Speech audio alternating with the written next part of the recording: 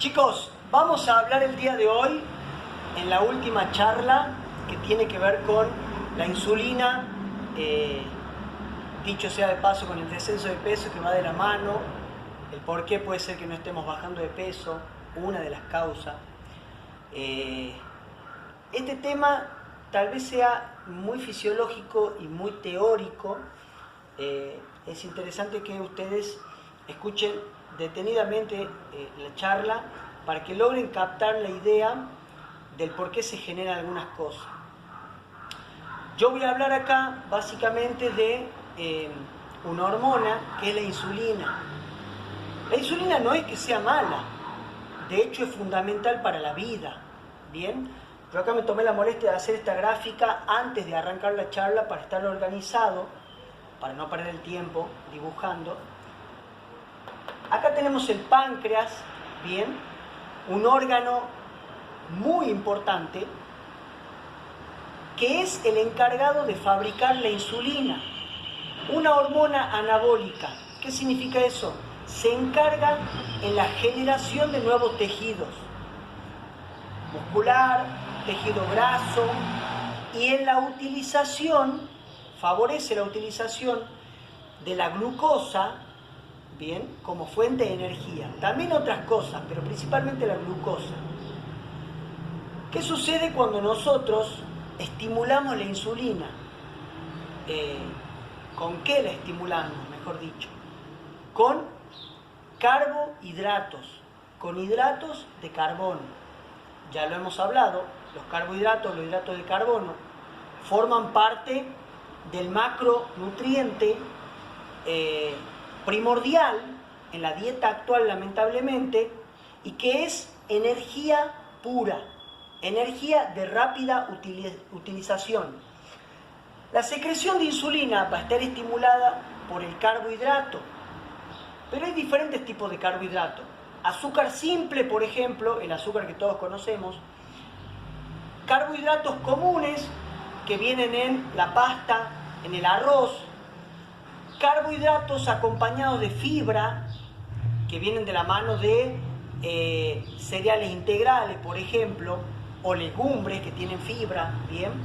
Bueno, todos van a estimular la insulina, pero obviamente los azúcares simples, como la lactosa de la leche, como la miel que tiene fructosa, como la fructosa que tiene la fruta, o el azúcar común, van a estimular en mayor medida a la insulina. Y eso no estaría tan mal siempre y cuando en un entorno, a la ingesta de esos alimentos, exista movimiento físico. El gran inconveniente es que el ser humano no se mueve prácticamente nada y consume habitualmente estos productos, y el bombeo insulínico por parte del páncreas es constante. Lamentablemente, este ciclo en donde estamos todo el tiempo estimulando la insulina no deja que nuestro cuerpo agarre el tejido adiposo como fuente de energía, porque siempre estamos dependiendo de los hidratos de carbono. Somos una máquina que depende siempre de los hidratos de carbono. Cuando sacamos el hidrato de carbono, hay algunas personas en cierto punto que se sienten bajoneadas, que se sienten deprimidas, que se sienten falta de energía, porque no sabe su cuerpo utilizar la grasa como fuente de energía. Y eso lleva su tiempo. Nos tenemos que adaptar a la vida cetogénica. Bien. Vamos a hacer hincapié en por qué aumentamos de peso de una manera muy básica, para que tengan presente. La insulina, básicamente, cuando la estamos secretando todo el tiempo por el páncreas, nos va a quitar el rendimiento porque favorece a la digestión de los azúcares y a la utilización del azúcar, que está muy bueno, pero siempre y cuando nos movamos. Si no te moves, olvídate. Cuando estamos en ese ciclo vicioso, bien, y nosotros comemos 3 macrominerales, tenemos hidratos de carbono con HC, tenemos proteína con PR y tenemos la grasa con GR. De los 3 macrominerales, el que estimula en mayor medida a la insulina es indudablemente el hidrato de carbono. Por eso, cuando uno hace un plan cetogénico con proteína y grasa, la insulina se estimula muy poquito. Ahí radica lo importante de no despertar esa hormona anabólica, que no la queremos despierta en determinado horario del día, porque nos baja el rendimiento, nos duerme básicamente. Bien, estas macromoléculas también te despiertan la insulina, pero en menor medida. La grasa en sí despierta muy poco, es de los macrominerales que despierta muy poco.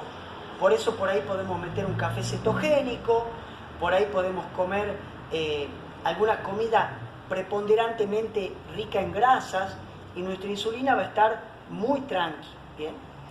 Algunos aminoácidos que forman parte de la proteína estimulan la insulina, así que ojo, cuando comemos algunos aminoácidos podemos llegar a activar la insulina. Yo acá te quiero hablar de cómo se produce el proceso de energía y de captación de glucosa en la célula. Cuando nosotros comemos, lo que pasa a la sangre es la molécula de glucosa, que se va degradando los almidones en cadenas más chiquitas de hidratos de carbono hasta que se llega a producir glucosa, que es el formato más pequeño en el cual se metaboliza. Esto dispara una señal en el páncreas, ¿ok?, que hace que se bombee insulina a la sangre. La insulina cumple la función de permitir el paso de la glucosa de la sangre a la célula. ¿Cómo permite este paso? Colaborando con los transportadores de glucosa, que son unos dispositivos que están puestos en la membrana celular y se abren cuando hay insulina, permitiendo el paso de glucosa de la sangre, bien, adentro de la célula. ¿Por qué la quiero a la glucosa dentro de la célula? Porque es en donde se va a metabolizar y va a producir la energía para todas las funciones corporales. Esto es muy importante. Hasta acá está todo bárbaro con los hidratos de carbono. De hecho, el entrenamiento duro, cuando necesitamos performance, vamos a necesitar un carbohidrato cuando buscamos rendimiento. Más allá de que los cuerpos cetónicos nos den rendimiento, algunos predican que hay que consumir hidratos de carbono antes del entrenamiento. Es muy minucioso ese detalle, pero bueno, es para un debate bastante amplio. Pero esto es lo que sucede a grandes rasgos cuando uno come hidratos de carbono. ¿Qué es lo que sucede? ¿Qué es lo que pasa cuando uno se bandea un poco con los hidratos de carbono conjuntamente con las grasas y conjuntamente con las proteínas? Cuando uno come mucho de esto, principalmente de hidratos de carbono, activa la insulina, ¿bien?, y genera un transporte adentro de la célula, no solo de azúcar en forma de glucosa, sino que también transporta grasa adentro de la célula, y vamos a empezar a formar los famosos triglicéridos que están por todos lados, los TGL, que les voy a llamar yo, triglicéridos, que transportan la grasa dietaria. Triglicéridos en sangre, triglicéridos afuera de la célula y triglicéridos adentro de la célula, y van a comenzar a formarse vacuolas o formaciones ricas en adipocitos, que es la parte de la célula donde se deposita la grasa. Acá hay una llave maestra que es la insulina. ¿Qué significa? Que si vos no te movés habitualmente y estás activando la insulina, además de meter glucosa dentro de la célula, vas a meter triglicéridos, y con eso vas a permitir la formación de tejido adiposo en tu cuerpo. Cuando uno se mueve, todo esto se deriva, la grasa y la glucosa, se deriva la producción de energía en el movimiento. Pero cuando uno no se mueve, se generan los depósitos. Y la glucosa tiene la desventaja de que se puede transformar en grasa cuando no la utilizo. Ojo con ese detalle. Cuando yo como de más azúcares y no me estoy moviendo, abro la llave maestra despertando la insulina y pasa toda esa glucosa a tejido adiposo, generando el sobrepeso y la obesidad. Un aspecto muy interesante es la resistencia a la insulina, que es un aspecto posterior al sobrepeso, o tal vez la persona tenga un normopeso y ya estemos teniendo una pequeña resistencia a la insulina. Lamentablemente la resistencia a la insulina es una situación que se debe indagar muy profundo en el paciente y averiguar qué es lo que hace y qué no hace, y cómo se siente y cómo no se siente. ¿Por qué? Porque muchas personas no sienten inconvenientes, o los inconvenientes son muy esporádicos y no le da importancia, y ya se genera, un estado inflamatorio consecuencia de esta resistencia a la insulina, o consecuencia de una baja oxigenación en la célula. ¿Bien? Entonces, lo que va generando la insulina es un estado de inflamación, que yo lo anoté acá, inflamación. Va generando una hipertensión que todavía no nos percatamos de que está. Va generando una mala oxigenación, una liberación de radicales libres de manera exagerada, ¿bien? Y todo esto va a hacer que estos transportadores que son activados por la insulina se cierren. Cuando se cierran los transportadores por un estilo de vida erróneo, el páncreas se ve forzado a mandar y a fabricar más insulina. Es como cuando un auto va en segunda, y acelera y no puede pasar a tercera, ¿por qué? Porque no tiene más marchas el auto.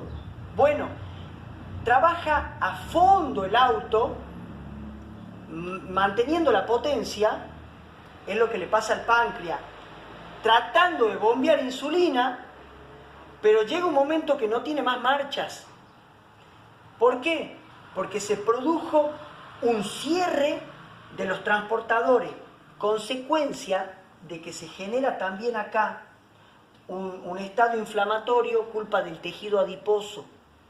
Se bloquea esto y lo que va a empezar a haber es mucha insulina. Mucha insulina, y además de haber mucha insulina, va a haber mucha glucosa. GLC, GLC, GLC. Este estado de hiperinsulinemia y de hiperglucemia te va caramelizando los nervios, te va caramelizando las arterias, te va caramelizando el sistema cerebral, los riñones, y tu rendimiento general va bajando. Muchas veces esto no se pone de manifiesto de manera brusca, es un proceso que lleva su tiempo. Lo triste y lo sorprendente del ser humano es que cuando esto se manifiesta, lamentablemente ya hemos perdido mucha funcionalidad de ese tejido. Riñón, corazón y cerebro, órganos blancos funcionales básicos para la vida. Pero bueno, por eso hay que prevenir. Complicado, porque hasta que no entramos en conciencia no aflojamos. Un detalle también muy importante a todo esto es que la obesidad, la falta de nutrientes, el sedentarismo obviamente, el mal descanso y el estrés va a conspirar para que estos transportadores no trabajen y sigan cerrados, y haya más insulina y haya más glucosa afuera y se sigan caramelizando los nervios y tengamos menor irrigación y menor funcionalidad por medio de esas partes nerviosa o arterial, ¿bien? En donde va a empezar a llegar menos nutriente, menos oxígeno y se nos comienzan a morir las células. ¿Ok?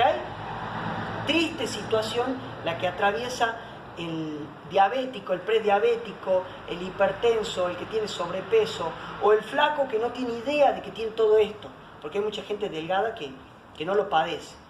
Cuando hay mucha glucosa afuera, mucha insulina, hay mucha sed, hay desgano, porque obviamente no entra la glucosa y no hay energía, ¿ok?